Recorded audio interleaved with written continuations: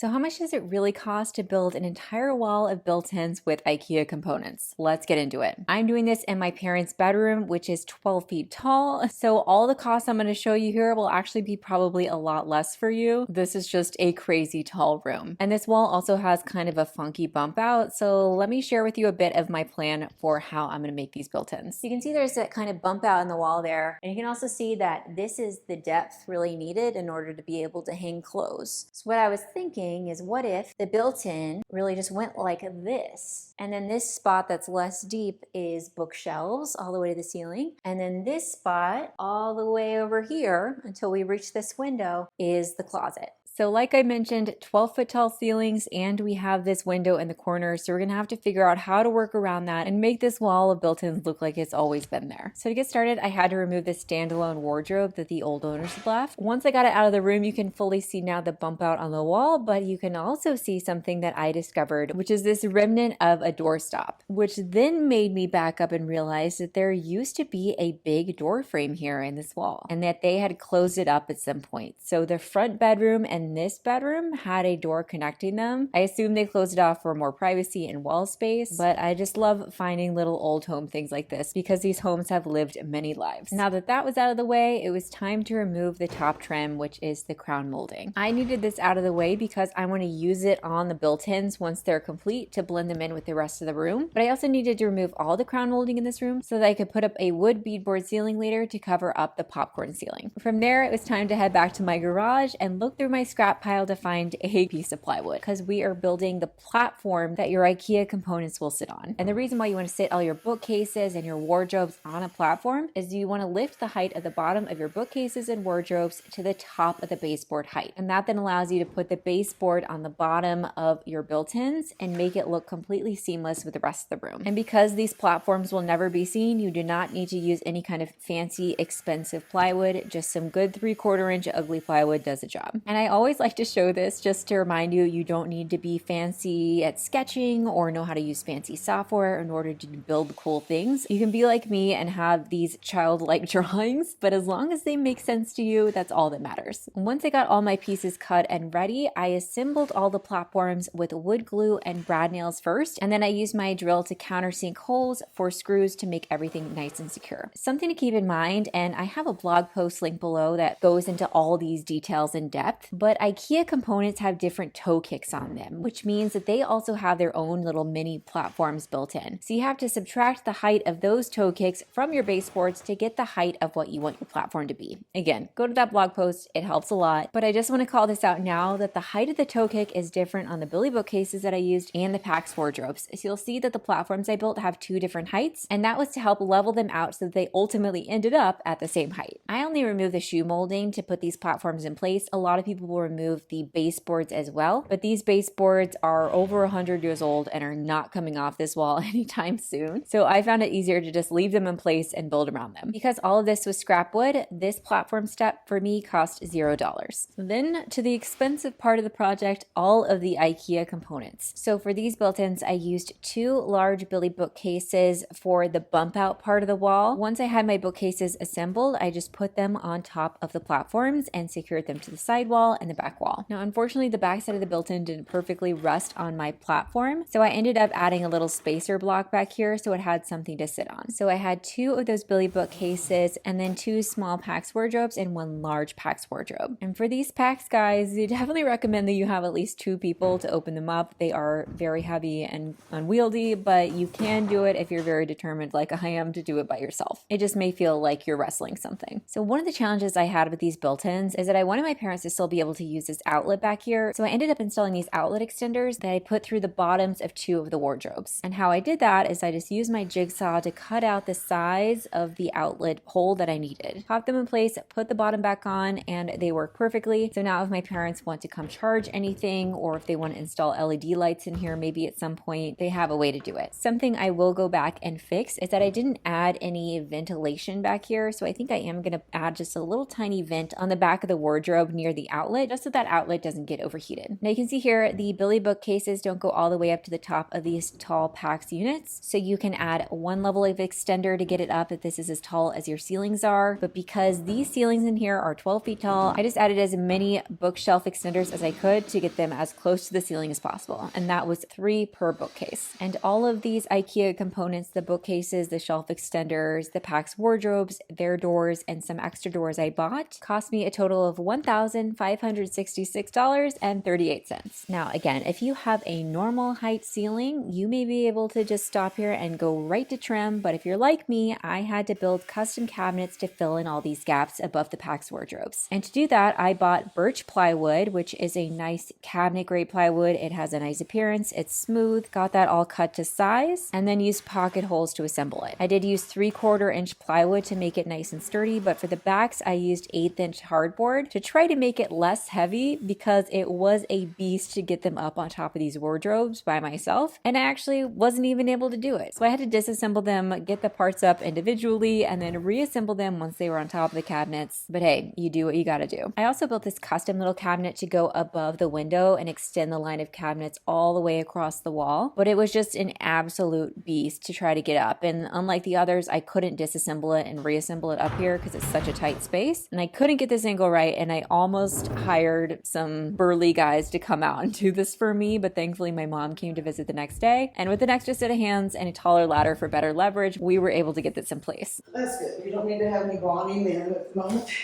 No men necessary. Women power. Women power. And then the final cabinet box I added in here is beneath the window, and this is what will become the window seat. And unlike the other cabinets, this is really more of a storage chest that will have a lid that lifts on the top so that you can access storage underneath. And because people will sit on it, I also added in these stretchers to the top to just give the lid a bit more support when someone comes and sits on it. And the cost for the materials for all of these custom cabinets cost me $248.50. Then we get to trim, and I'm going to start here by pointing out some problems I had with the Billy bookcases, and honestly I don't think I'll use these again in future built-ins. I'll probably try to build my own bookcases because one, I hated that they had these creases on the backs of the bookcases from the folded hardboard that came in the box. Now if I'd known this ahead of time, I just would have used my own hardboard on the backs, or I would have used even 1/4 inch plywood to give them even more sturdiness. But unfortunately I just did not catch this in time, so what I ended up doing was cutting some pieces of hardboard to the size of the backs of the shelves and using some spray adhesive to attach it. And once I caulked this later, you really couldn't tell. Then I added on the baseboards, and this is where you can see those ugly platforms disappear, and you can see how the height with that shoe molding on top of the baseboard to match the rest of the room also covers up the toe kicks of the bookcases and the wardrobes and makes everything look like it has the same bottom trim. Now the other issue I had with the bookcases is that the shelves are less deep than the front of the bookcases, which means that if you just went to go put a face frame on these like I plan to make them look like custom built cabinets, there would be this weird gap between the front of the shelf and that face frame. So I had to rip down some 1/8 inch thick pieces of wood on my table saw, nail those in place first as fillers, and then come in with my face frames and add that on the front, which is honestly a hassle and created some weird seams that I had to fix later, and I'd really prefer not to do it again. Now on the side here, you can notice that there is a visible seam between the PAX wardrobe and the custom cabinet I put on top. So what I did was cut a piece of plywood. It's just a nice smooth side panel on the side of these cabinets and covers up that seam. For the custom cabinets I built on top of the PAX wardrobes, I still wanted them to look kind of like PAX wardrobes and have the same doors. So rather than having to try to figure out how to recreate those doors perfectly, I just ordered extra PAX doors, cut them in half, then I cut off the bottoms, I cut them to size, I glued the bottoms back on, I drilled new holes for the hinges, and then there you go, short PAX doors. I was worried about this, but it actually worked perfectly. Now the cabinet above the window had completely different dimensions, and I also wanted it to be a top lift cabinet. So to get the same look, what I did was create a chamfered edge on some wood with my router, and then I ran that wood through my table saw to just leave me with this beveled slivered piece of wood. Then I took that and puzzle pieced it together on top of the plywood that I used for the door, and it matched the look of the PAX doors perfectly. Finally, I cut the lid for the window seat and got it installed, and I used these nice little brass hinges on the side, and I also used a brass ring pull on the other side to lift it up. And I like this option cushion because it lays pretty much virtually flat, so when I put the cushion on top later, you can't even feel it. And then I added similar beveled paneling on the front of this cabinet as well to give it a false front that looked just like the Ikea PAX doors. And I made sure that the top of the trim here came to the top of the level of the lid. And I think it just looks a lot nicer than having that exposed plywood edge visible as well. Then I got my little Frankenstein PAX doors installed on top. And the final thing I needed to do was bridge the gap between the top of the cabinets and the ceiling. They don't need to go all the way to the ceiling as long as the crown molding can bridge that final gap. But they do need to get close. So I took a piece of plywood and made a chamfered edge on it. And the reason I did this is because I wasn't sure if my doors were going to all be completely even, and I figured a chamfered edge would just be a little more forgiving to the eye than a completely straight edge that would be a dead giveaway if even one of those doors is just slightly off. But I couldn't really put this in place because there's nothing to nail it to. So here is how I got this top piece up. I got some scrap 2x4 and laid it on top of the cabinets. And I put the front edge of the 2x4 to the front edge of the cabinets, not including the doors. And I attached it with wood glue and brad nails shot from below. Then I took that beveled plywood edge and laid it on front. And that allows the 3/4 inch plywood to be at the same level of the 3/4 inch doors. And then I just used brad nails to attach the plywood to the 2x4 behind it. And then one little final thing I want to share with you, if you have issues opening a door because there isn't enough clearance with the wall, what I did was actually have a spacer against the wall. And even though this looks like one piece on the side, when I lift it up, you can see them separate. And so that there's plenty of clearance between the door and the wall. And then when it closes, they look like a nice seamless piece of the door again. And here are the built-ins fully trimmed out. This step cost me probably about $200, mostly in lumber costs. From there, it's time for paint. But before you can paint, you have to do all of the fun, not really fun, prep work, which includes filling all these peg holes on the bookcases with spackle and spackling all of the exposed plywood edges. And this allows you to fill in all the little gaps and cracks in the plywood. And then when you sand it smooth and you paint over it, you will not be able to tell it's plywood at all. All of that texture will go away and it will just be a nice smooth edge. I also mixed up some nice stinky Bondo, which is an epoxy based filler that dries rock hard. And that's what I used on the front edges of these bookcases because I was worried about this double seam between the front of the bookshelves, that 1/8 inch thick spacer, and the face frames. And I also used it on all of the seams on the face frames. Again, just trying to make everything look like it's one solid piece. From there, it was lots and lots and lots of sanding. And I definitely recommend hooking up your shop vac when you're doing this and changing that filter often so that your air doesn't start looking like this. Once all the filling and sanding is done, you can do all of your caulking. And I did all of the edges of the bookcases and in between the edges of every component. I also got a little carried away. I don't really like the look of all the little cracks and creases on these Ikea PAX doors. So I decided I would also spackle all of the cracks and caulk all the seams on here as well. And it's definitely optional. You do not need to do this. It did take quite a while, but I do think these doors look more custom made now than Ikea, which is what I wanted. Now, if you are going to paint any kind of Ikea furniture, you need to know about this primer. It is called Zinser Ben, and I'm sure there are other options, but you just need a shellac based primer. It sticks to anything. It's great, but you also need to know it's runny and it's stinky. So you want to use this in a ventilated room, have the doors open, the windows open, or have a respirator on because it can definitely make you lightheaded. You will also need at least 2 coats of this primer, and you'll need to sand lightly in between with a 320 grit or higher sandpaper, and that'll just eliminate any of the roughness and give you the ultra smooth finish that you want. After those 2 coats, you can start with your paint, and I suggest using a furniture grade enamel paint just for that added durability. I mean, you're going to be opening and closing these drawers, you'll be sliding books on these bookcases. You want something that can really hold up to a lot of wear and tear. And in my blog post, I have some recommendations on the kinds of paint I would suggest you use, as well as additives you can put in your paint to help it last longer and prevent streakiness. And again, it's the same thing with the paint. Unfortunately, you have to do at least 2 coats and sand in between if you want that ultra smooth finish. As a finishing touch for these built-ins, you have to have some pretty hardware, and I decided to use these solid brass knobs, but I wanted to remove the lacquer on them so they can age naturally. So I put them in my crock pot for a few days, and that softened up the lacquer. I was able to scrub it off, and now this is unlacquered brass that can patina naturally. I got those installed, and here's a little reminder of what this looked like before paint and after. So all of the paint and prep portion cost me about $200, and the hardware, which includes the solid brass knobs and the brass hinges and ring pull on the window seat, cost me about $50. But these built-ins weren't completely done until I added in the wood beadboard ceiling, and then I reattached all of the crown molding, and that's when they really started to look more integrated with the room. And then I finally finished up the room and painted the bases of the built-ins as well, and then they were complete. So all of these steps brought the total cost of this floor-to-ceiling wall of built-ins that are 12 feet tall to $2,264.88. Was this higher or lower than you expected? Let me know in the comments. I personally think it's worth it because there are no closets in this house. They had no storage space before, and now they have a ton of it on this wall that was kind of wonky and weird to begin with. They have this cute little window seat that's probably going to end up being a fancy cat bed. But like I mentioned, when I do this again in the front bedroom, I'll probably build the bookcases from scratch. And when I do that, I'll come back and I'll share the pros and cons of Billy bookcases versus doing it from scratch and what that price difference looks like, because I feel like that would help the costs a lot. So what do you think? Is it worth it to build a wall of IKEA built-ins?